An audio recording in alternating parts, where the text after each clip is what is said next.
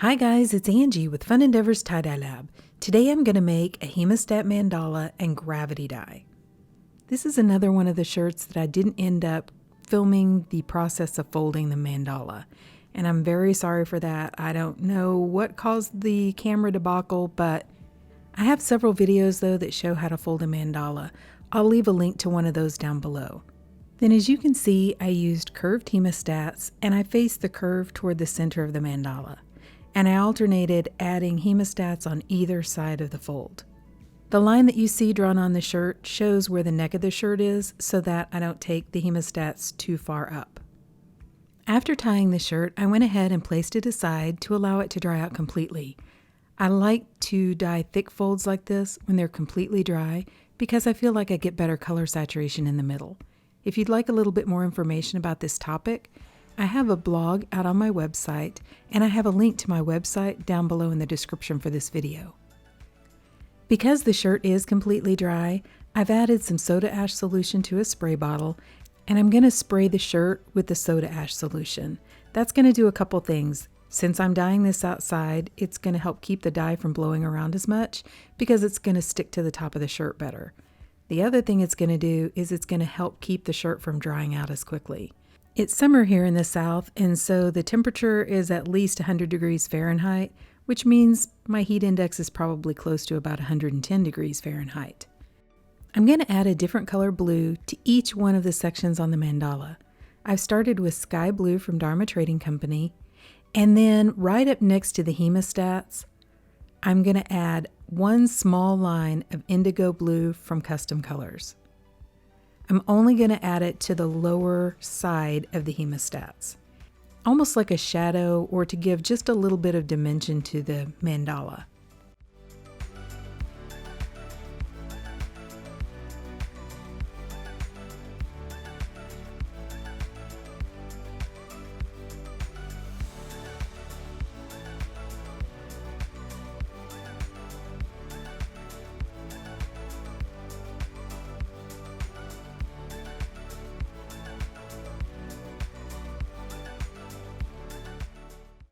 The next color I'm using is Ice Dye Blue from Dye Spin, followed by Mystic Blue from Happy Cat Tie-Dye, Blue Suede from Happy Cat Tie-Dye, and Wild Chicory from Dye Spin.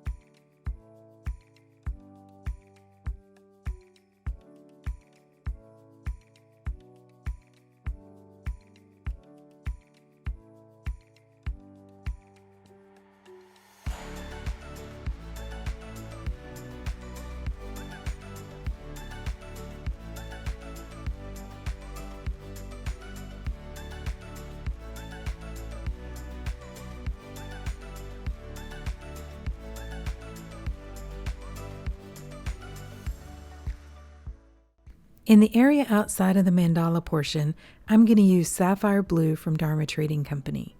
I'm going to place it on the line that I drew on with the washable marker and fill in the area going up to the very last line of indigo blue. I'm going to kind of brush it toward the edge a little bit because this is the part that's going to actually do the gravity dye. Then I'm going to add an additional sprinkle of soda ash over the top and add on some ice. So the intended goal is for when the ice melts, I want it to push the dye for the mandala portion through the shirt to dye the whole mandala. I also want the ice at that edge to kind of mix with the dye and flow down the shirt. That's going to be the gravity dyed portion. I've included some process photos so you can see kind of how the dye moved as the ice melted and ran down the shirt.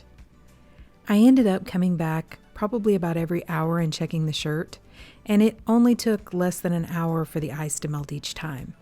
I ended up adding about 4 layers of ice to this shirt, and I would periodically spray it with the soda ash solution as well to make sure the shirt didn't dry out. The purpose for that is once the shirt dries out with the dye in it, it's not going to accept or bond with any more of that dye.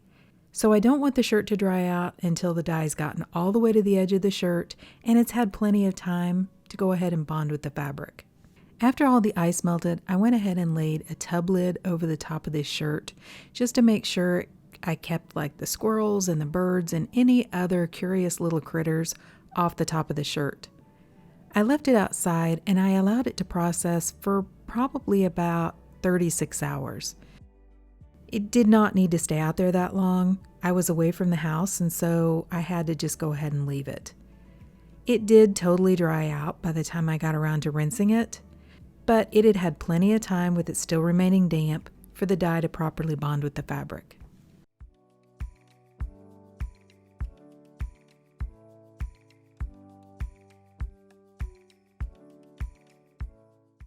Okay, so to rinse the shirt, I went ahead and took it to my utility sink and I started rinsing it in cold water to rinse out the soda ash. Then I took the hemostats off of the shirt and I warmed the water up to hot and continued rinsing in hot water to rinse out any of the excess dye that didn't bond with the fabric. Instead of rinsing for a long time, I went ahead and ran some really hot water in my utility sink, added a little bit of Blue Dawn dish detergent to the water, and just allowed the shirt to soak. When the water cooled off, I changed it out and I continued that soaking process until my water was remaining almost clear. Then I put the shirt along with some Dharma's Professional Textile Detergent into my washing machine and I washed it using a hot water cycle. Okay, so I've washed, dried, and ironed the shirt and let's see what it looks like. Okay, so what do you guys think? I think this one is really pretty. I think I got great color saturation, and so I think the gravity dye part did really well to completely cover the shirt with color. I do think though that I should have added in a little bit more color variation with my blues. They're a little too close together as it gets out toward the outer part of the mandala. I added the sapphire blue because it's got that purple split, so I thought that that would kind of set apart that area a little bit more.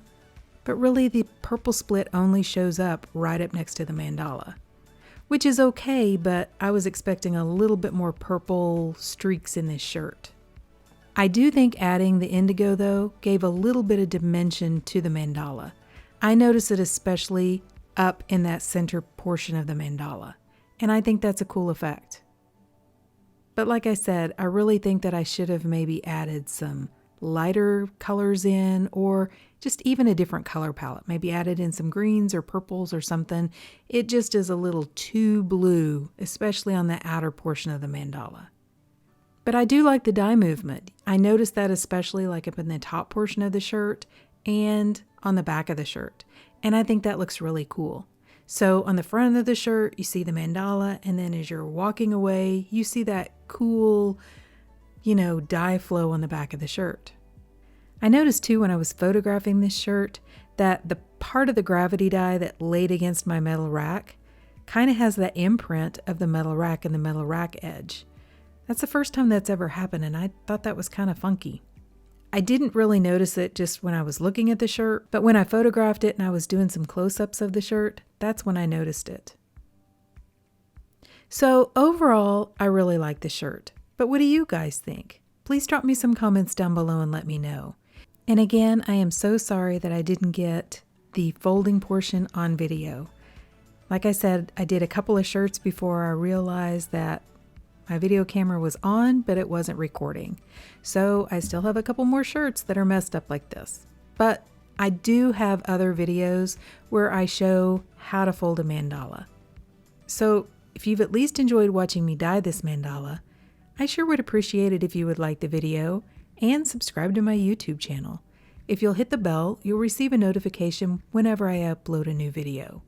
Thank you all for watching, and I hope you have a great day.